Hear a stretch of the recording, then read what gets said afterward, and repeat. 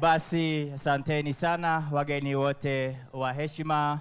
Ningewaomba kwa unyenyekevu muweze kuondoka kwenye jukwaa ili naibu wetu wa rais aweze kuchukua saluti ya wimbo wa taifa. Tafadhali tuweze kusimama wima kwa ajili ya wimbo wa taifa. Walio na kofia ambazo sio rasmi tunaweza kuzivua tafadhali kwa ajili ya wimbo wa taifa. Asante.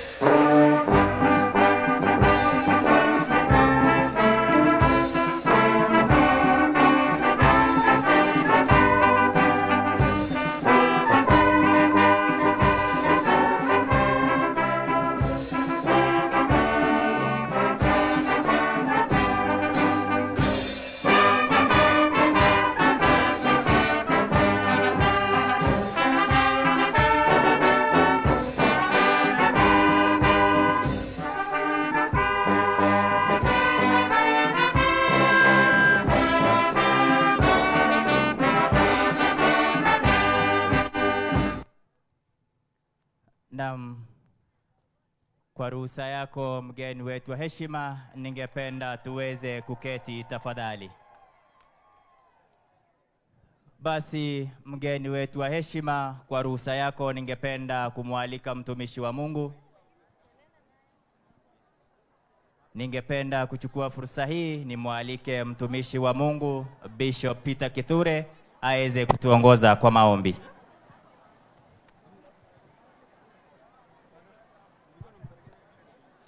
Na tuombe, tusimame tuombe. Mwenyezi Mungu Baba, muumba nchi na mbingu, tunakushukuru kwa upendo wako mkuu na neema ambao umetutumikia kama taifa letu la Kenya. Tukushukuru kwa sababu ya rais wetu William Ruto. Tukushukuru kwa sababu ya naibu wake Kithure Kindiki. Umetutenda mema hata kutujalia nafasi hii kuwa na nafasi katika uongozi wa taifa. Tukuomba Baba uwabariki, wape neema, wape nguvu, wape hekima kama Sulemani na ushujaa kama Yoshua kwa ajili ya kutekeleza uhajibu mkuu wa kuongoza taifa hili kubwa jinsi hii. Bariki viongozi wote katika vitengo vyote vya uongozi huu. Wajalie neema na baraka zako. Ulinde maisha yao Baba, na sisi wananchi tusaidie kuwatii na kuwapenda kusudi taifa hili letu lipate kuendelea mbele kwa majaliwa yako. Maana tunaomba Baba tukiamini hata hafla hii itakuwa mikononi mwako na chini ya baraka zako, kwa kila maongezi yote ya kupe utukufu kwa jina lake Kristo tunaomba atakushukuru. Amen. Asante. Naam, mgeni wetu wa heshima, ningependa kuchukua fursa hii kwa heshima yako niweze kumwalika mwakilishi wadi ya Athwana, Mheshimiwa Jim Muchoi aweze kuendelea na ratiba, vile vile aweze kumwalika mbunge wa hapa. Karibu mheshimiwa.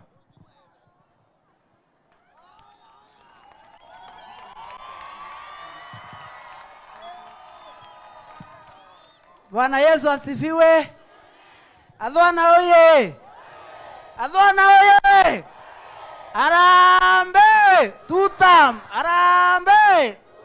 Arambe! Asante sana, Your Excellency, the Deputy President of the Republic of Kenya. Karibu sana. Hapa ni kwako nyumbani. Hapa ni kwako nyumbani. Hapa ni kwake nyumbani, si kwake nyumbani. Your Excellency Ambari Kimero aiko ku nyumbani, Athwana aiko ku no yetaya mainge. Na we muthoni eto hando kumyagitha ate wente thirande na mwekuru So karibu sana. Na wikuorenja kabisa na Antoni kwa dhoni. Tuko tuetereta na pia Your Excellency. Hii ni siku ambayo tumeweza kungoja sana kwa sababu tulikuwa tunataka sana tukuone hapa. Tunajua njuzi mlikuwa na president pale Kebiro na mkatuachia title deeds, Your Excellency. Mlituachia title deeds ambazo zilikuwa zimetusumbua miaka mingi. Tulikuwa na makesi kwa koti, lakini hizo makesi mpaka saa hizi ziliisha wakati tulipata title deeds. Ni ukweli au ni uongo? Wapi makofi kwa serikali yetu kwa kutuletea title deeds? Your Excellency, ya pili, mimi nataka tu kushukuru kwa sababu wewe binafsi umetusaidia hapa sana. Nakumbuka wakati tulikuwa na Education Day hapa. Kila mwaka Your Excellency tunafanyanga Education Day na huwa tunapanga watoto ambao wanaenda shule kwa sababu huku kumekauka kidogo. Tunawapanga, tunanunulia masanduku, kila kitu wanaenda shule. Nilikuja kwako nikakwambia tuko na Education Day, ombe iradhoni baba yako na mwangabe atachukuru, ukanipatia 1 million. Na ile 1 million ulinipatia. Nataka kuripotia leo Your Excellency kwa sababu pesa yako nafikishanga yote. Tulikuja nayo kwa jukwaa kama hapa, wanafunzi 250 wenye tulikuwa tunapanga kwenda shule. Kila mwanafunzi tulimpatia pesa yako shilingi 1400. Kweli ama ni uongo? Namba 2, Your Excellency, tulikuja tukapoteza mzee hapa chini anaitwa Mutia. Ulinitumia 500,000. Alikuwa na watoto wana shule, tulienda tukalipa fee yote ya hao watoto. Ni mambo yako nakwambia wewe umetufanyia katika hii wondi. Kitu ya pili, Your Excellency, ya tatu, tumepoteza watu Somalia 6. Ulituma Mheshimiwa Mutunga na 1.8 million. Zile familia 6, kila familia tukapatia 1,300. Manto yokuwa yara His Excellency Kithure Kindiki atutethetie ande na award ya thwana nti kwa ririome na manto yara werune. So Your Excellency, tunataka kushukuru sana kwa sababu umetusaidia na tunajua utaendelea kusaidia. Tuko hapa siku ya leo. Your Excellency, Rato Areke Biro, mlitusaidia sana rais. Leo tuko na group hapa leo zimefika 248 groups ambazo ziko na watu 7,000. Na upate kidogo ile kitu tunafanya hapa Your Excellency, ile pesa tunatafuta hapa leo si ya kugawanya, na wao wanajua vizuri. Sinaongea ukweli? Your Excellency, kama saa hii vile kumekuwa na kiangazi, hao watu wanaendanga wananunua mahindi shilingi 800, wanauza na 25 shillings. So ile pesa utatupea leo ile kitu tunataka ikue ende ikae kwa those specific groups. Kama wakipata 40-50 itakaa kwa group. So wakati wakivuna badala ya kupelekea brokers hiyo mahindi maharagwe na 20 shillings, anaenda kwa group anachukua 5,000, anapeleka shule, ama kama ni mtu mgonjwa anaenda hospitali, alafu anakuja wakati mahindi imefika 60-70 ndio anauza, anarudisha ile pesa na anabaki na 45 shillings juu. Hiyo ndio kazi ambayo tunafanya hapa leo. Kama saa hii mtoto akifukuzwa shule, badala uuze kuku, uuze mbuzi, unachukua unaenda kwa kikundi.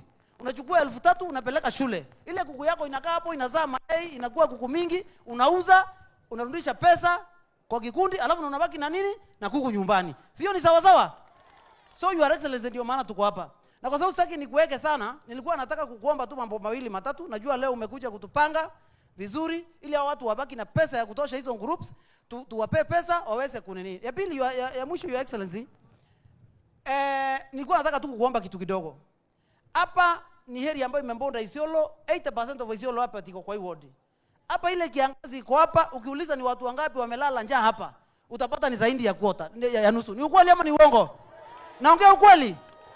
So hapa tulipata mvua mara ya mwisho mwezi wa 9 last year. So Your Excellency, hawa watu tunaomba tafadhali kwa serikali, tukija kupata ile feeding program especially kwa hii ward, kwa sababu ni ya ile report ward, watoto wapikiwe chakula kwa mashule. Tukija kusoti hapa tuko na shule, tuko na private school 11 peke yake. Tukija kupata feeding program, watoto wapikiwe kwa mashule. Sisi wazazi tutajaribu kujipanga na huko, lakini watoto wakikula lunch shule, hata wakikunywa uji jioni tutakuwa tu tunapanga tunaona vile tunaenda. Mnataka hivyo? So Your Excellency, hiyo ndio tunataka kuomba. Kitu ya pili, Your Excellency, zile ng'ombe umesikia zimeenda hapa chini, karibu zote ni za hii ward. Hao watu wamebaki maskini, watu wamekufa hapa, wamama wengi unaona hapa ni wajane. Tunaomba tafadhali tupewe operation security pale ili watu waweze kusaidika, na pia tutamaliza crisis. Sasa tunaongea na wewe, ng'ombe zote zinarudi huku kwa maboma. Sasa kuna vita hapa ya wakulima na wachungaji kwa sababu watu hawezi chunga huko chini. Tunaomba hiyo. Ya mwisho, Your Excellency, kuna vile ulinipanga pale ile siku ya Education Day. So hata hii mwaka tuko na ile Education Day, Your Excellency. Tuko na ile Education Day hata hii mwaka, na naomba unipange vile ulinipanga last year. Wale watoto tunaenda kupea pesa na masanduku ya kwenda shule. Wakikuja pale wapate 1400 kama ile time wanunue viatu kwa sababu wazazi hapa wamelemewa ama wanunue kitu kingine ili waweze kuendelea. Si ni sawa sawa? Kwa hivyo kwa hayo machache, Your Excellency, sisi kama Adhwana tuko kwa serikali ya William Samoei Ruto. Na Your Excellency, hii ndio bedroom ya serikali ya Kenya Kwanza. Last election is the only ward kwa hii constituency na Tigania ilipiga kura kutoka MCA mpaka kwa president. Ni kweli ama ni uongo? Na mimi nataka niwaulize watu wa Adhwana. Mimi nataka kuwa deputy president siku moja. Mnaweza penda nikuwe deputy president? Hebu nione ni wangapi wanataka nikuwe deputy president. Haya, mnataka nyote. Naweza taka kuwa pia president. Ni wangapi wanaweza taka nikuwe president? Sasa niwaulize, ile siku nitataka kuwa deputy president, mtataka nisapotiwe na Embu? Mtataka nisapotiwe na Embu? Mtataka nisapotiwe na Tharaka Nithi? Mtataka nisapotiwe na Meru? Sasa nataka, kama mnataka nikuwe deputy president, ni lazima tusupport Professor Kithure Kindiki. Kwa nini? Ile siku nitakuwa nataka kuwa deputy president, tusipomsupport, nikienda kunegotiate na mtu nikuwe president ama nikuwe deputy wake, atasema hata tukikuchukua wa Meru hawata support mtu wao. So tusiposupport deputy president, ile kitu itafanyika hapa ni kwamba nyinyi mtakuwa umeharibia mtoto wako, tumeweka history mbaya ambayo hatuwezi support watu wetu. Si ni sawa? Kwa sababu so naomba tusupport deputy president. Akimaliza tumepangana na Mutunga 2032, Mutunga anaenda kwingine, mimi naingia MP hapo nikimaliza tu term yangu. Wakati huo deputy president atakuwa president. Alafu sasa akimaliza niingie pale penye atakuwa, alafu na yule mtoto wako na yeye akuje akiwa nyuma yangu. Ama ni aje? Mungu awabariki sana na tuwe na wakati mwema. So naomba mniruhusu nikaribishe kwa heshima sana MP ambaye tunampenda sana, ambaye ni 2 term, ni 3 term. Si ndio? Si ndio? Dr. Mutunga ni ngapi? So naomba mniruhusu kwa heshima nikaribishe mheshimiwa wetu MP. Kama si yeye hatungeweza hiki kitu, na tunafanya kazi kwa karibu sana na tunamsupport. Na tumesema tunampatia term mwingine mmoja, 2032 ni mimi naingia. Akisuba hapo yeye mimi nampata hapo. Si ni sawa sawa? So 2032 tuko yeye ndiye sahi. So tafadhali, naomba tafadhali kwa makofi na vigelegele tukaribishe MP wetu. Tafadhali. Kwa makofi tafadhali. Karibu sana. Mheshimiwa Mutunga ama bado haijafika huko kweli? Karibu sana, karibu sana. Mpigeni makofi mpaka afike tafadhali. Karibu Mheshimiwa Mutunga. Karibu sana. Bwana Yesu asifiwe. Bwana Yesu asifiwe. Ubo weretwe. Nonto bambi. Nonto munene wetu. Eto tuliongera. Mwanka Adhwana. Ivana bairo kona munene ruari. Asante sana. Mwirei karibu kubwa. Iwega. Mheshimiwa Naibu wa Rais na viongozi wote mashuhuri walioko hapa leo, naona kuna wabunge, kuna viongozi wengine wa tafaka mbalimbali. Na ntobetu bonde ba Adhwana simbios chonde cha Adhwana na sako ile, cooperative ile chalana. Bwana Yesu asifiwe. Nitakuwa ni kimix kidogo. Ndienda kuwa mbere buru katoringaringere munene yetu ino ntobo kinyau kaigo kalweka omukaribisha. Imbieto matoringarwe. Imbieto makotoringarwe. Kethireirera anto baina tene. Kamuwerera Kenya chaina tene. Kana ne atia? Bakiwa atiri. Bakiambiria rwimbo. Bako wankime yanga tirima. Hey. Ngime yanga tirima o. Agoro ke ome. Ngekundeke yeta atia. Alamu kainera bao. Kainera koro, kainera barindoni na barembi. Ruare barabare abonde baindoni na baibire na munene wetu area. Oe no mukurura mukuru kivangi bonde. Imbia tu mambuo number 1. Watu to na mantoa manene na mantoa manini na hotera orenyari mwe. Amekuwa nasi kila wakati. Nakumbuka ambao wana ndavia sango tuligongwa pale karibu na Kadevene. Mzee wetu moja akaaga. Si mnakumbuka? Kere madhiko yarare ibo kurika na jarewe. Atomire shilingi emwe ngiri 600. Na tadhana ni family nera. Ruikuruiro awe. Tochoka kweana beto baorero Somalia. Baitangwe baitungataira. Baichwaira.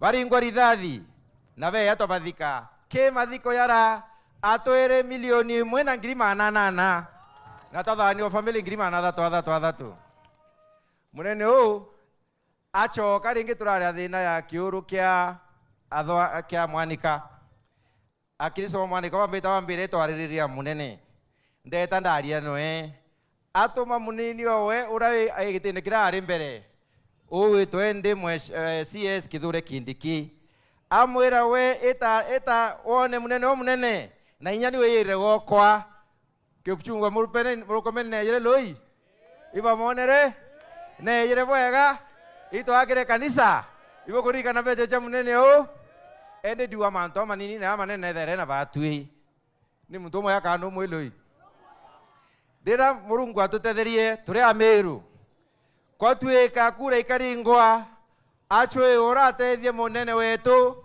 ai principal assistant wa president alafu watuike mwana wetu owetwa Kithure mburakia ameru atiri kinyoka thielunka ogeta America kana ogeta Europa kana ogeta India kana ogeta kwa Jaluo kana ogeta konge utithara mutungo wetwa Kithure isipokuwa Meru kwe weloi mutunga tombo shia na kamba ute muntu wetwa Kithure kamba kinyo eta kosti utemba kuona Kithure ni mobiwe loi to tayari kuwatela kana geto to tayari ukawatela gitere onde imbio to moto ndo ukawatela au ukawatela ni atea itu era nira babu ina tetikaniria kuwatela mwana wetu ikuwatela munene owe no ntu minus munene owe minus o kama kwenda turinga mwana etoro anoro minus ivana vai tayari kurwa Manuel liwalo we tayari hivyo tutakuwa Mheshimiwa Rais wetu Ruto tamgapi? Mheshimiwa Rais Ruto Kithure Kindiki anjim wewe uatia kinya wana tutam chego tutam chanjim hao ni bodi uatia ayana ibwega. Mheshimiwa Naibu wa Rais, wacha niseme machache tu kuhusu vile kazi ya serikali imeendelea hapa Tigania West. Kwanza kabisa kuna miradi ya maendeleo imefanyika kwa heshima ile Mheshimiwa Rais ametupea. Sisi tukiwa Tigania West tuko na store 3 kubwa kabisa. Inaitwa aggregation center. Kuna aggregation center ya Tigania North, kuna aggregation center ya Tigania West na kuna aggregation center ya Tigania South. Ya Tigania South ni Oringo, ina combine Nkomo and Mbeo na iko tayari kuchukua nafaka. Ya pili iko Kianjai, ina combine Kianjai yote vile iko. Ya tatu ndio ile inaitwa Tigania North, ndio na iko Akedhe na Adhwana. Ndio kama side yetu. That aggregation center iko hapa sasa kwa sakafu inaendelea kuenda juu. Tukienda mbele tunajua umetushika mkono na utahakikisha hiyo aggregation center imekwisha. Ibo kwenda turekiria story yetu loi ivana bagwanire gwaraka ibo gwanire gwaraka iweya. Number 2, Mheshimiwa Naibu wa Rais, when the president was here, wakati president alikuwa hapa tunaenda tukimsimamisha kila mahali. Alipokuwa anatoka hapa Karumo tulienda naye akasimama pale Ngodone, watu wa Ngodone wakaomba kitu inaitwa Kenya School of Agriculture na akasimama juu ya paa ya gari yake akasema nitapeana Kenya School of Agriculture hapa. Saa hizi Mheshimiwa Naibu wa Rais, tuko na Kenya School of Agriculture ambayo inajengwa, iko 2nd floor na inaendelea kujengwa vizuri na itasaidia watu wa eneo hili. Tunashukuru. Tumesumbuliwa sana na barabara na unajua hiyo ndio shida yetu ile kubwa kabisa. Na nataka kuwatangazia leo mbele ya Naibu wa Rais kwamba Mheshimiwa Rais wetu ametugharamia barabara 2 ile ilikuwa na shinda kabisa. Tuko na contractor kutoka huko Kirindini kwenda Mekindori na tuko na contractor ile inaitwa kutoka Kunene kwenda Miomponi. Mheshimiwa, tunakuambia tuko na barabara nyingi sana eneo hili. Na hawa watu wetu wangetaka pia kukanyanga lami. Ama namna gani? Tunaomba serikali yako mkiwa na Mheshimiwa Rais mtuangalie kwa hiyo upande kidogo ndipo tuweze kuendelea mzuri. Nataka kumalizia nikisema hivi. Number 1. Antubabe tu hawa watu wetu wako na njaa sana. Tulipokuwa tunapita hapa juu, nimemwelezea Mheshimiwa Naibu wa Rais aangalie huko. Ninamwambia kwa wakati kama huu mahindi huwa kiasi hii. Kana na ataloi. Tambe mbejote daje na marongo. gotebio bieko na kono tebieko buru iterie ndheri. Na hata hapa tulipo tungekuwa tumepanda nyasi kila mahali, ikawa na nyasi ambaye tungekanyanga, lakini sasa hakuna mvua. Kwa sababu hakuna mvua, hawa watu wanataka consistent and reliable feeding program. Kana mnataka namna gani? Ile italisha watoto na ifike mpaka nyumbani. Na nimeshukuru sana kwa sababu niambia hiyo nichukue haraka, na mimi ile hesabu tarakimu yote nitakuletea mnamo wiki hii tunaenda Jumatatu, utapata hiyo tarakimu. Anto beto toko na kurumu ilio. Mheshimiwa Naibu wa Rais, sisi ni watu wanajitegemea, atuombi chakula, lakini maneno ikiharibika tunalilia serikali yetu. Kwa wakati huu tutalilia serikali kwa sababu hatuna namna, sisi tunategemea mvua. Ifikapo wakati wa kutengeneza irrigation system in this country, na Mheshimiwa Rais alisema malengo yake kuu manne, moja ni kuboresha agriculture na kufanya irrigation. 15 dams, another very many dams ile atajenga. Mheshimiwa Naibu wa Rais, sisi tunapata mvua ya kutosha, tukiwa na dams eneo hili, najua tutapata maji ya kutosha, na hawa watu ni wafanyikazi kabisa, hawachoki, watalima na tutapata chakula ya kutosha hata ya kuweka kwa hizo store zetu. Jambo la pili, Mheshimiwa Naibu wa Rais, sisi tuko na shinda na eneo hili hapa chini. Ukiangalia huku ile milima ile tunaiona kama huko ndio kwa shetani, sijui kama na kwa shetani ama ni kwa nini, hiyo tunaona kama laana. Kwa sababu ng'ombe wetu wote, mbuzi wetu, kondoo wetu, hata punda wako huko. Wanaiba hata mbwa. Kila kitu iko huko. Wanakuja kuchukua, wanaenda naye. Si hatujui vile kwa nini hao watu wanaweza kufanya hivyo. Inasemekana wako na silaha, wako na mambo mengi, hakuna kitu kingine wanafikiria. Ulipokuwa ofisi ya Interior kama CS, tulikuomba na ukafika Kibiro na tukaketi na wewe na ukaelezea wazee kwamba utahakikisha kumekuwa na operation huko. Sisi tunaomba uende ofisi yako uangalie vizuri, uongee na CS, uongee na security system yenu, muone mtasaidia hawa watu wetu namna gani. Hawa watu wanatudhulumu, wanaiba ng'ombe wetu kila wakati. Kana ni urongo kwa ria loi. Teo mabo, tutakuiwa mno. Sisi tunajenga ile Kibiro police station. Mwaka huu nimeweka milioni 10 kujenga Kibiro police station kwa pesa ya CDF. Nikimaliza hivi Mheshimiwa Naibu wa Rais, hata wewe weka askari 10 ama 15. Ama namna gani? Utupe kifaru na utupatie pia ngari ndio tuweze kulinda eneo hili vizuri. Ama namna gani? Kana tabukuwa bwe. Wote kwa ndoka Rwanda nera. Kende nyato tuikaria. Ibana we tayari tuwe tukarie na tukarue. Ibubo yega. Bonge kwenda kweta Mheshimiwa Naibu wa Rais ni bila tuyire eruari. Tuyire eruari kenda turikania mantu ya maingi yakonie maendeleo ya antu ba ukona. Na mbere tuyirikania mantu ya maendeleo ya antu ba ukona, kwena maeneo tiganie ya kiangazi kabisa ya aturi. Miteni antu bandite. Okia kweta kadhima wena meta ukolokireta hata ira kuonde ya jangwa. Lakini ukiawita namwe kutena handship allowance. Wale walimu ama wafanyikazi wa serikali wanatoroka kwa sababu ni ngumu na hawana ile handship allowance.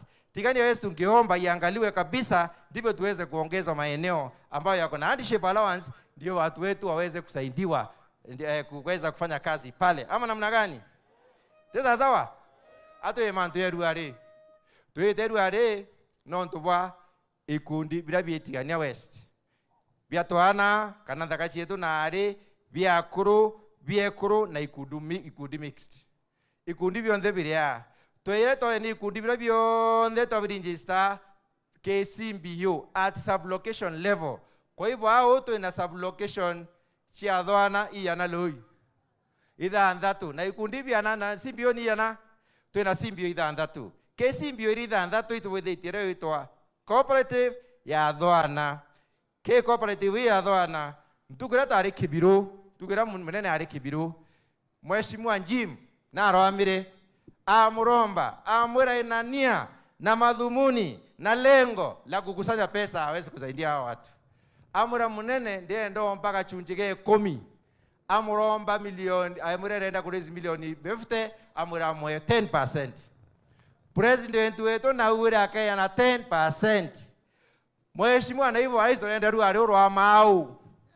Otoera president kede anaikirue na ithia na ikirwo ri kithia na utumite na kithia na utumite atia sasa loi ibo kwenda twira KTN onde tuna simbio ya E45 na kichio thito tuichangaira kwa hiyo tete no ya kiwe we keep on coming to you mpaka tuwezesha hao watu kufanya kazi yao vile inatakikana no ndote kwenda kwaria manto maingi wira wa mwaria chonde atita ati tura uniende kwenda kuthiriria au bue munene yabwaririe na tutwathuka na bwite boya kana ni ataloi bwite boya na bukaria ndia chietu na bwite muthithie manto meya bumenyere thirikari no nto thirikari nio tukwirira thai tia tukuromba ilio loi akwitha tia thirikari rio no turomba.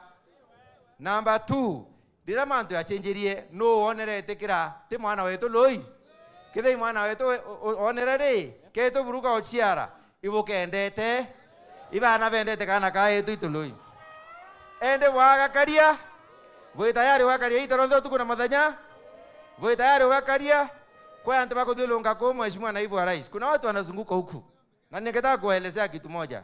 Kuna mtu alipewa ofisi kubwa ambaye hakuwa na uwezo, lakini hata ukiwa na hauna uwezo ungesema usaidiwe tu. Anaenda kusema hata ile story iko huko ni mimi nilijenga. Kango ndo bwira ruare hadharani ndege itembeja limwaruta.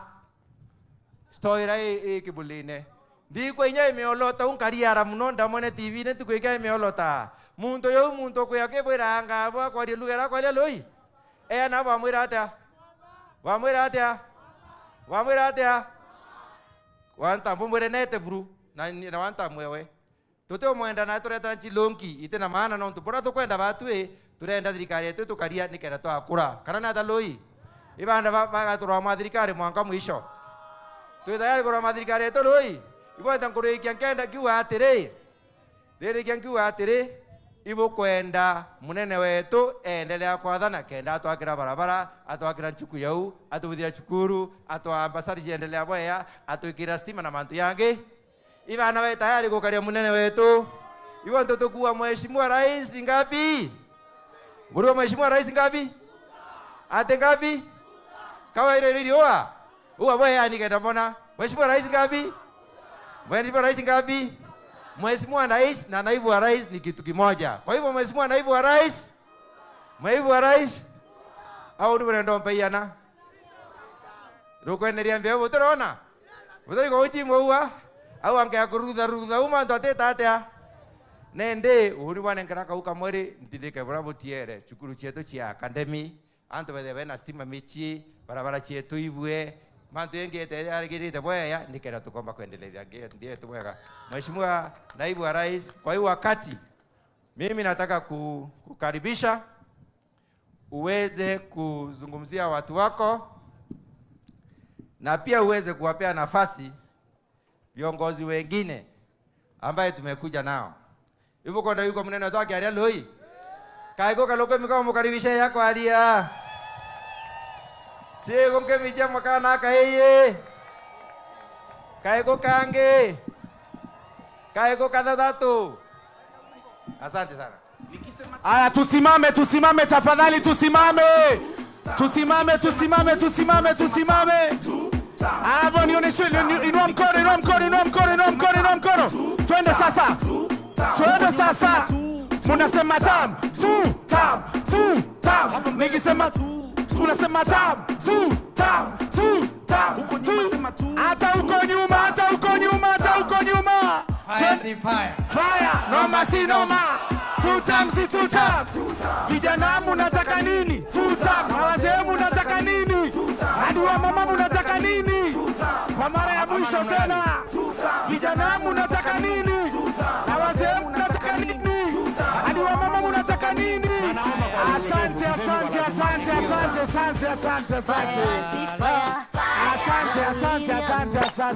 Thank you very much. Adwana hui. Adwana mugeni. Adwana mugeni kairi. Adwana mugeni nchongoroko. Ni fire si fire. Ni noma si noma. Asante, naomba tuketi, wale wanaweza kuketi. Leo nimefurahi sana kurudi hapa Limuru. Hapa ni Limuru. Ni Limuru. Mara yangu ya mwisho kukuwa hapa, tulikuwa hapa na Rais William Ruto jioni. Tulitokezea pale Karumo, tukaenda Ngondone, tukakuja hapa Limoro, na tulikuwa tumealikwa hapa na Mheshimiwa John Mutunga na MCA wetu Jim Mushui. Na huyu Mutunga na Mushui ni marafiki wakubwa wa Rais William Ruto, personal friends wa rais. Ndio uliona alisukuma sisi siku ile rais alikuwa deputy president, lakini kwa sababu Mutunga nonto Mutunga imushore wa rais na Jim imushore wa rais, bato sukumire mwangato akinyana kiunduo tuko themwe nonto tuko ni arendaya. Na kwa hivyo mimi nikirudi hapa na furahi sana, kwa sababu ile mambo tulisema hapa mlifanya, kwa sababu tuliomba kura na mlipiga kura. Ni kweli si kweli? Anga butaringire kura, butaringire kura. Kwa hivyo nontu bwaringire kura ibwaritire ngo yenu ngogere tigere ingoge yetu tuli atongoria kushughulikia mahitaji yarabwe namo. Ni kweli si kweli? Ni umaka na tiuma. Mimi nishukuru sana kwa sababu hapa tumekuwa watu wa utulivu, hata wakati siasa imekuwa moto moto kila mahali. Hapa Tigadia West na Meru kwa jumla, na hii sehemu yetu ya Tharaka Nithi na sehemu yetu ya Embu na kaunti za eneo hili, tumekuwa watu watulivu na wapongeza sana. Nasema hivyo kwa sababu mimi nimeona mambo mapya katika region hii yetu ya Mount Kenya. Mimi nimeona hivi karibuni tumeanza mtindo wa siasa ambayo hatukuwa naye tangu zamani. Kwa sababu sisi watu wa Mount Kenya region, Agikuyu, Aembu, Ameru, sisi siasa yetu tunapiganga siku ya kura kwa debe, tunachagua ule tunataka, ule hatutaki tunafukuza. Na viongozi wakichaguliwa, sisi tunangojea uchaguzi wao mwingine, ule amefanya kazi tunamrudisha, ule hajafanya kazi tunamfukuza. Hapo katikati ni mambo ya maendeleo. Lakini nimeona hivi karibuni kuna siasa imeanza hapa katika eneo letu la Mount Kenya. Ati sasa tumekuwa watu ya kutupa mawe, kuchochea vijana kutupa mawe, kuchochea vijana kuchoma supermarket ambayo imeandika watoto wetu hapa, kutumia vijana kufunga barabara mpaka wanabiashara wanakosa mahali ya kupitisha bidhaa zao. Hiyo mtindo imeanza hivi juzi. Na mimi nimeangalia, nimeona mahali tulipotezea network. Kwa sababu hii dunia sio viongozi wa kwanza. Tumekuwa na viongozi wengi katika hii dunia yetu ya Mount Kenya. Kati ya marais ambao wametawala nchi yetu ya Kenya, ambao ni marais sasa, Rais Ruto ni 5. 3 wamekuwa watu wetu wa Mount Kenya. Ni kweli si kweli? Sisi tulikuwa na mzee hayati Jomo Kenyatta miaka 15. Si tulimuunga mkono watu wa sehemu hii yote ya Mount Kenya? Si aliungwa mkono na Kenya nzima? Kuna siku uliona mzee Kenyatta, wale ambao ni wazee kidogo, anachochea vijana ati wavuruge amani ya taifa na kuharibu mali? Hatuwezi kuwa tunatafuta mali alafu tunaiharibu. Miaka 15 ikaisha na hakukuwa na issue, na hakuna mtu aliambia mzee Kenyatta one term. Ulisikia watu wakiambia mzee Jomo Kenyatta one term? Si baadaye tulikuwa na rais wa 3 mzee Mwai Kibaki. Watu ya sehemu hii Meru, Embu, Tharaka Nithi, Kirinyaga, sisi ndio tulipigia Mwai Kibaki kura mingi kuliko hata watu ya sehemu ile ingine ya Central. Ni kweli si kweli? Hata siku ile Matiba amesimama, Kibaki amesimama, sisi tulikuwa watu ya Kibaki na tulimpigia kura mingi kuliko hata ile alipata sehemu za Nyeri na Murang'a na Kiambu. Na tukakuwa na viongozi wakubwa serikalini ya mzee Kibaki. Mzee marehemu Muiraria, Daudi Mwiraria, mzee Kiraitu Murungi na viongozi wengi wote ambao walikuwa kwa hiyo mrengo siku hiyo. Miaka 10 ya mzee Mwai Kibaki akatufanyia kazi, na hatujawahi kuona vijana wakichochewa kurusha mawe na kufunga barabara, kwa sababu kama hutaki kiongozi unangojea siku ya kura unamtoa na kura yako. Miaka 10 ya mzee Mwai Kibaki, kuna mtu ulisikia akiambia Mwai Kibaki one time? Hiyo awamu ikafika, tukapata bahati, Uhuru Kenyatta akawa rais. Mimi nimezunguka na Uhuru Kenyatta hii dunia hii tukiomba kura hapa Tigania, Igembe, Tharaka, kila mahali. Hata alikuwa na kesi huko ICC karibu afungwe na mzungu. Mimi nikatetea yeye huko, wakiwa na naibu wake William Ruto, wakarudi Kenya. Rais Uhuru akakuwa rais, Ruto akakuwa deputy rais, na baadaye huyo Ruto akakuwa rais. Hiyo miaka 10 yote ya Uhuru Kenyatta, sisi tulipiga kura, hatukupiga kura? Kuna mtu ulisikia akiambia Uhuru Kenyatta one time? Kuna mtu ulisikia amechochewa na Uhuru Kenyatta kutupa mawe ama kufunga barabara? Sasa mimi nimeshangaa hivi karibuni sehemu nyingine, sio hapa, sehemu nyingine huko hii Central area, huko Mount Kenya, unaona vijana wanachoma supermarket ambayo ilikuwa imeajiri vijana 20. Wanafunga barabara. Hiyo barabara unafunga, kuna mama mjamzito hapo anapelekwa hospitali, na asipopata hospitali mapema anaweza, ile mambo anabeba inaweza haribika. Hiyo jiwe unatupa ukiwa kijana, inaenda labda itagongwa mama ambaye ni mzazi wa mke wako ambaye bado haujaoa. Ni ujinga si ujinga? Ni ujinga si ujinga? Kwa hivyo mimi nataka kuanza kwa kusema ya kwamba kuanzia sasa hatutakubali siasa ya ujinga, siasa ya vurugu, siasa ya fitina, kuchoma mali. Sisi tunatafuta mali, tunasaidia wananchi kutafuta mali, na hiyo mali ni ya kutusaidia, sio ya kuharibiwa na moto na vurugu na fitina ati kwa sababu ya siasa. Hii mambo imeanza juzi, miaka 2 ambayo imepita hapa, na mwenye alikuwa na hiyo fitina amefukuzwa serikalini, ametoka. Sasa anapiga hiyo kelele akiwa nje. Mimi nataka niwashukuru wananchi wa Tigadia, wananchi wa Meru na wananchi wa kaunti hizi nyingi zetu hapa. Mimi sijaona hiyo wakati kulikuwa na matatizo. You remained patient and you remained peaceful. Na wapongeza wazee, akina mama na vijana. Karibu niseme nyinyi ni fire. Nyinyi ni fire sana. Ni fire si fire? Ni noma si noma? And that is the way. Kwa sababu siasa ni mashindano tu ya nani yako na sera nzuri kuliko ule mwingine ya kusaidia jamii. Sio mashindano ya vita na vurugu na kuharibu mali ambayo tumetafuta kwa jasho mingi. Kwa hivyo mimi nawapongeza.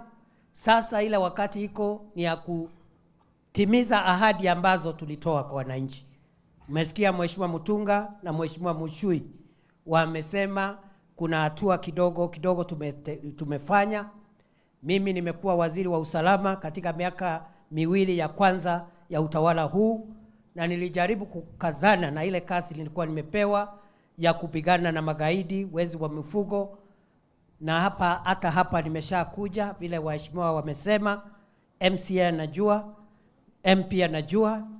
Nilikuja hapa Kiviro, tulikuwa kule ile sehemu nyingine ya Lamuru, tulikuwa sehemu za Igembe, siku mingi tukifanya kazi na walinda usalama, na tulipiga hatua fulani, usalama ukapatikana kiasi.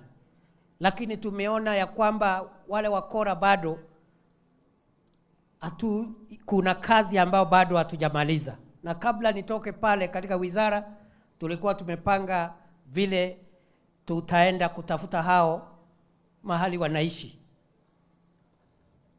Badala ya kungojea wakuje waibe mifugo alafu tuanze kuwafuata, tuende tuwatafute mahali wanaishi.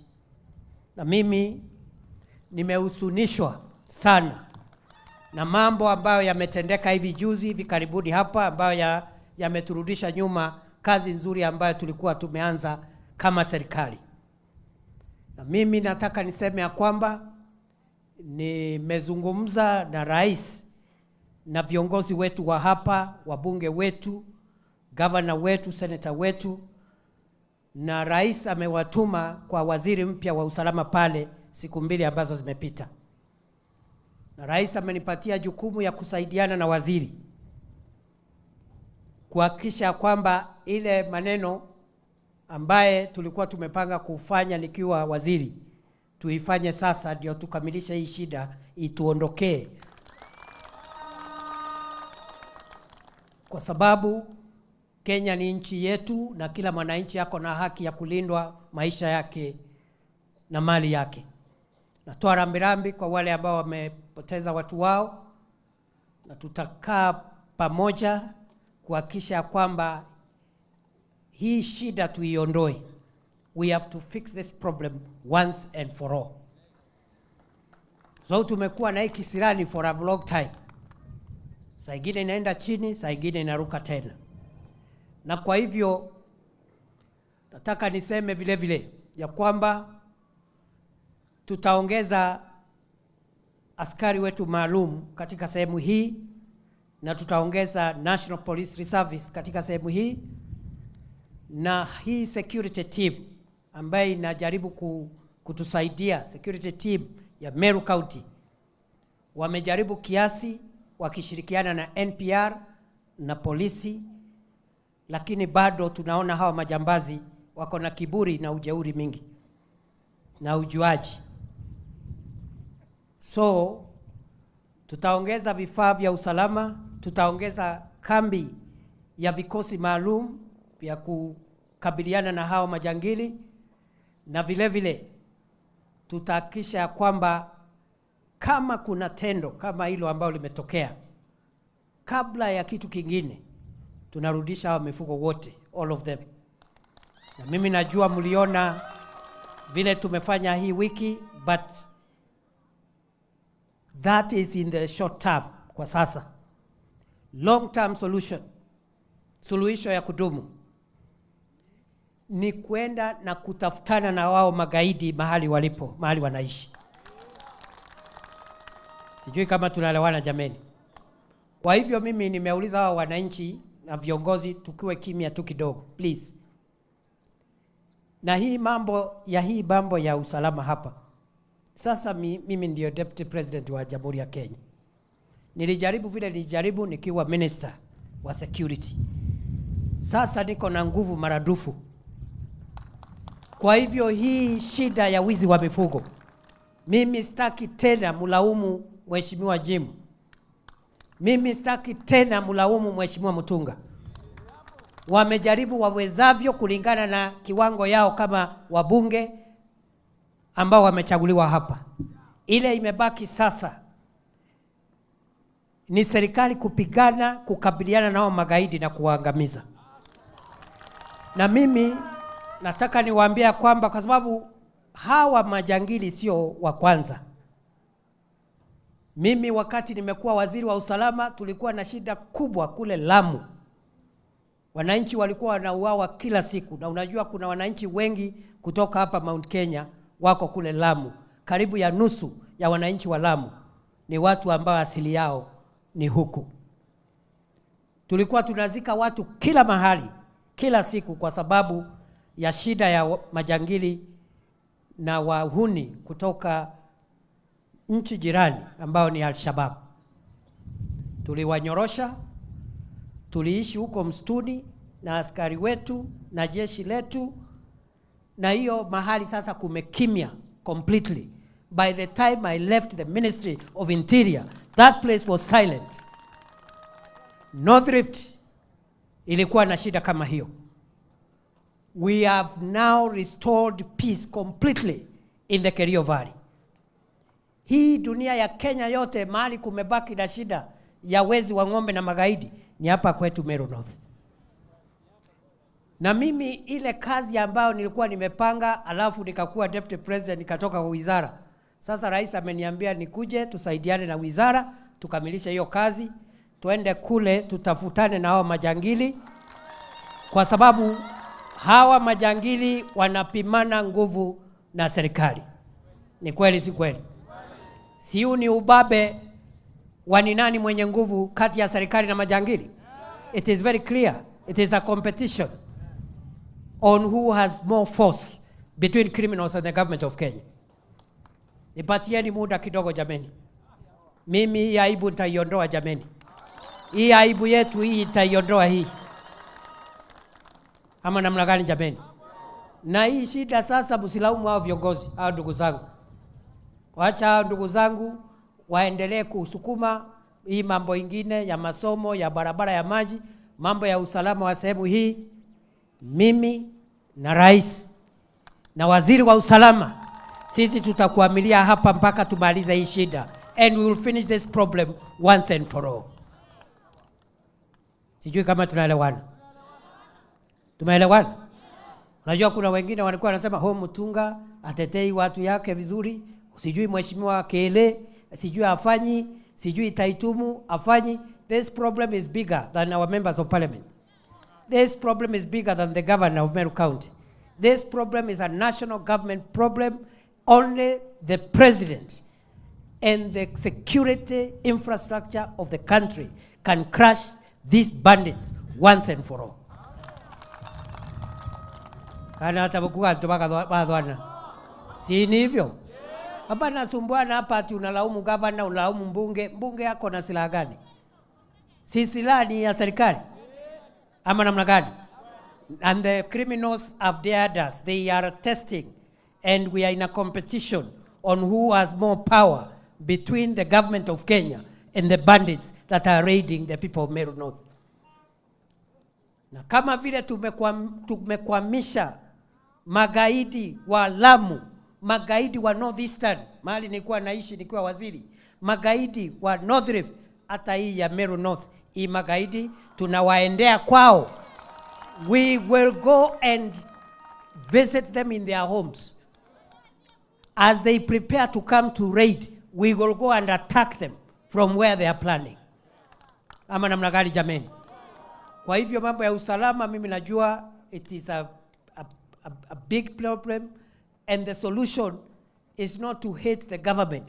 The solution is to tell the government to expedite and crush this problem the way we have crushed other areas. Ama namna gani jameni? Na nonto utethirikari inge no ebo kuonare. Hatuna budi, we have no option, we have to finish this problem. Mambo ya njaa, kuna kiangazi, wananchi wengi hawajapata mazao. Tumepanga na Mutunga from next week, sijui kama Mutunga anaenda safari kidogo, ukirudi nitakutafutia chakula ya kutosha ya wananchi wa hii sehemu kutoka sasa mpaka ile siku ambao watavuna. So Mutunga utakuja, do a program, we will be releasing food bits and bits, but we want every person who is in need of food apate chakula. Vile vile, watoto wetu ambao wako shule, nimeambia Mutunga aketi na walimu wakuu, tujue ni shule ngapi zimeathirika, za primary na day secondary, mahali kuna njaa. Akirudi, hata kama ni zote, tutatafuta chakula, alete chakula ya wananchi na alete chakula ya watoto shuleni. Mambo ile mengine amesema ya barabara na maji na masoko, hiyo inaendelea. Leo sitaki kuongea sana, but I know already katika zile barabara zilikuwa doda sugu sana hapa, tumepata pesa, na sasa barabara zetu mbili, moja kutoka Kirindine kwenda Mekindori inajengwa, na kutoka St. Anne, Kunene, Kagaene mpaka Miomponi kule Tharaka inaendelea kujengwa, lakini barabara bado hazitoshi. Kwa hivyo tukae ndani ya serikali, mimi na Mutunga na hao waheshimiwa na kina Jim, ndio tulazimishe hii serikali ambaye mimi niko pale ndio tupate maendeleo, kwa sababu tulipiga kura ndio tupate barabara na masoko na usalama. Kuna watu wanatusukuma ati tuende nje ya serikali ambao tulitafuta, tuanze kuhangaika, na sisi ndio wenye serikali. Tukae hapa tudai mahitaji yetu tukiwa pale kwa serikali, na ni haki yetu, kwa sababu sisi ndio tuliunda hii serikali. Kwa hivyo mambo ya barabara na stima na mambo ile ingine ya masoko, hiyo tutakuwa na siku ingine ya kufanya na kusema na kufuatilia. Siku ya leo niko hapa kwa sababu Mheshimiwa Mutunga ambaye ni mbunge wetu, huyu Mutunga ni fire si fire? Mheshimiwa Mutunga ni fire si fire? Mheshimiwa Mutunga ni fire si fire? Mheshimiwa Mutunga ni fire si fire? Mheshimiwa Mutunga ni fire si fire? Hata nimesikia wakati wengine wanatafuta sijui 2 term, yeye ako mbele ya 2 term. Ni kweli? Huyo Mutunga? Na hata bokuwa ba Mutunga? Na hata bokuwa ba Mutunga? Ate ngapi? Ate ngapi? Ate ngapi? Ate ngapi? Wacha nione 3 term ya Mutunga, 3 term ya Mutunga, 3 term ya Mutunga. Mheshimiwa, will support you fully. You have worked hard to defend this government. You've been a loyal member of parliament in this government. Mheshimiwa Mutunga will not let you down. Tutasaidiana na wewe, ile mambo yote unaomba ya hapa Tigania West ipatikane, kwa sababu ni haki ya wananchi na ni haki yako, kwa sababu wewe umekuwa moja wa mashujaa wa kutetea hii serikali. Ni kweli si kweli? Ni kweli si kweli? Alafu data bokuga bantoma ndake kwa muthoni okwa Jim Mushui.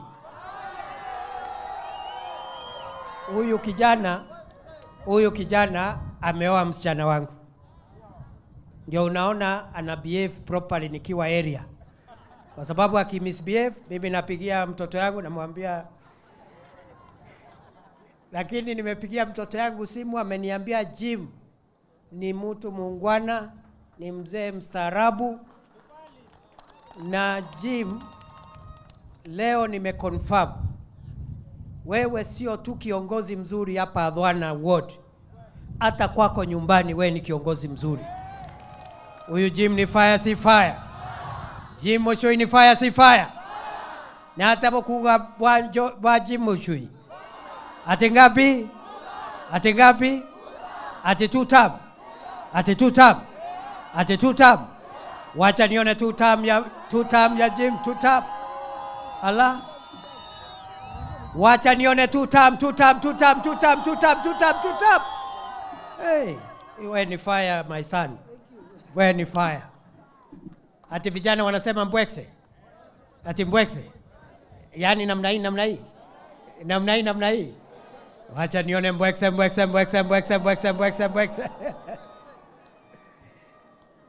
Bas, kwa hivyo leo niko hapa kwa sababu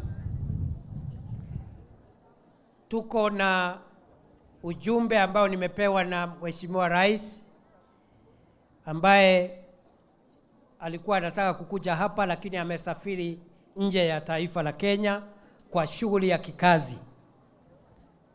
Na wakati ameenda, mimi ndio niko area kumsaidia mambo ya kazi zake za humu nchini. So ameniambia alikuwa na deni ya watu ya Adhwana.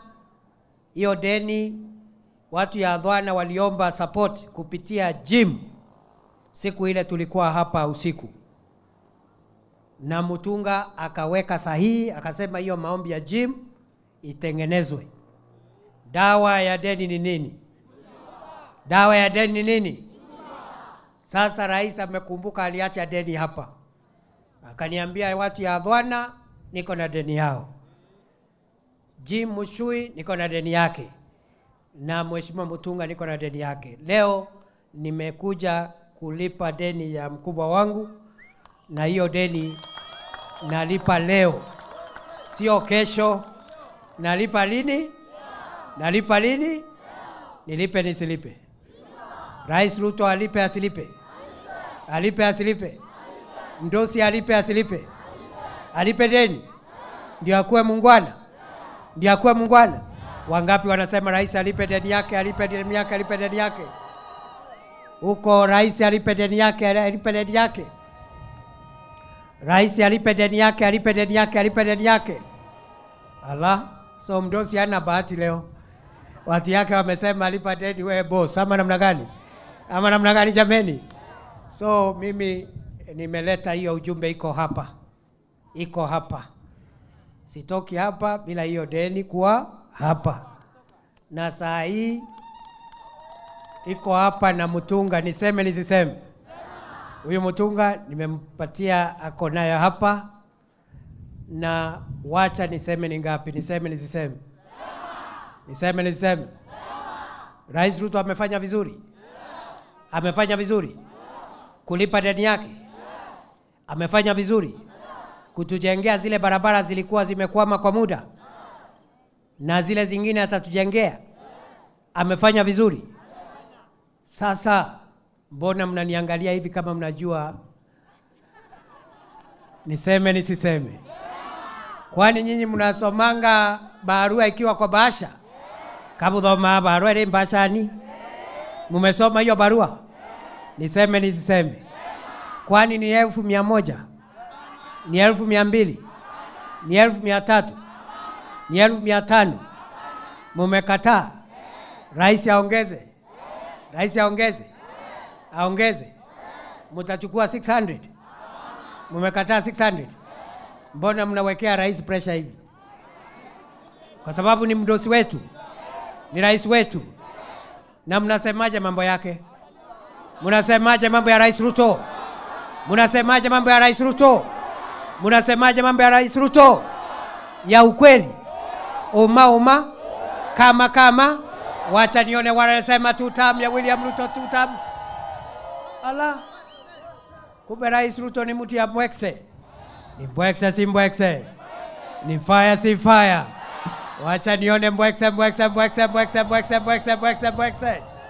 Hey, so acheze kama yeye, acheze kama yeye. Mutachukua 1,800? Mumekataa. 950, 960, 970, 990. Haitoshi. Kwani lazima ifike milioni? Ifike milioni? Ifike milioni na iongezeke, sio milioni moja? Asipeane milioni moja?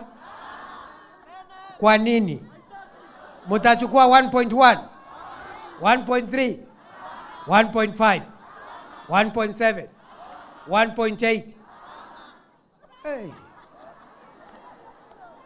Leo rais ana bahati jameni. Niseme nisiseme? Niseme nisiseme? Rais Ruto ni 2 term si 2 term? Rais Ruto ni 2 term si 2 term? Wacha nione salamu ya rais ya 2 term, salamu ya rais ya 2 term. Wacha nione huko salamu ya rais ya 2 term, 2 term, 2 term, 2 term, 2 term, 2 term. Kuna wengine pale naona, kwani nyinyi ni watu ya 1 term? Si ni 2 term huku? Wacha nione 2 term, 2 term, 2 term, 2 term, 2 term, 2 term, 2 term, 2 term, 2 term. Bas. So 2 million ni sawa? Bado 2.3, 2.8, 2.9. Na ikiwa 3, ikiwa 3 mmekataa 3.1, 3.4, 3.6. Bado salala. Hey, 3.7, 3.8. Nyenye watu ya Adhwana, mimi nikiendelea kuuliza maswali mutaniweka kwa shida. Wacha nitangaze ile pesa nimetumwa nayo. Niseme nisiseme? Rais Ruto ni fire si fire? Rais Ruto ni noma si noma? Wacha nione salamu ya William Ruto, salamu ya William Ruto, salamu ya William Ruto. Adhwana hui, Adhwana hui, Adhwana fire, Adhwana fire. Rais William Ruto amenituma kwa watu ya Adhwana na shilingi milioni 5. Ni fire si fire? Ni fire si fire? Ni noma si noma? Bas, hiyo pesa iko hapa saa hii. Nao niko na swali, ndinakiuria mburie, ndiuria atiri, si mimi niko nyumbani, ndi mushi kana nte mushi, siko nyumbani, si hapa ni nyumbani. Na kama niko nyumbani, ya pili, swali ya pili, kwa sababu mmesema niko nyumbani, si nimeleta pesa ya rais? Nimeleta pesa ya rais? No, niambieni, nimeleta pesa ya rais? Nimeleta sijaleta? Nimeleta sijaleta?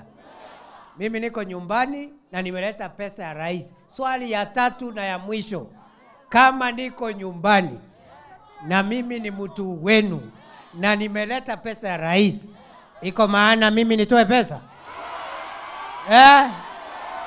Iko maana nitoe pesa? Hata mimi amwezi nisamee? Hata nikifanya nini? Hata nikiwa nyumbani? Hata nikileta ya rais? Lazima hata mimi nitoe? Lazima nichange? Wacha nione wala nasema hata mimi nitoe pesa. Yaani ni kila mtu. Kwa hivyo sina bahati. Bas, mimi nimekubali vile mmesema, kwa sababu wananchi ndio wadosi wa viongozi. Si nyinyi ndio mnaandika kila mtu kazi? Si nyinyi ndio mnachagua MCA? Nyinyi ndio mnaandika kazi mbunge? Nyinyi ndio mnachagua governor? Nyinyi ndio mnachagua rais? Si nyinyi ndio wadosi basi? Si mmetoa amri mkasema deputy president atoe pesa? Si mimi ni mtu ya kukubali amri? Ama hamuna hiyo habari? So mimi nimekubali, lakini mimi natoa onyo ya kwamba mimi sio president, mimi ni deputy president. Kwa hivyo hata nikitoa shilingi 50,000 ni sawa. Mmekataa? Ni kidogo. Na ikifika 100,000, 300, 400, 600, 700, 800, lazima ifike milioni? Hata ipite? Kwa nini? 1.1, 1.2, 1.3, 1.4. Kwa nini? Give me a reason. Oh, niko nyumbani. So nicheze kama mtu ako home? Nicheze kama mtu ako home? Na nchi mkuja hapa karibu, uko mbali kidogo, nyinyi ndio wenye serikali. Sasa naomba tuketi dakika moja. Mungetaka tusalimiwe nao viongozi wengine? Bokwenda aheshimiwa beto batokethia. Naomba kwa heshima kwanza. Ngoja.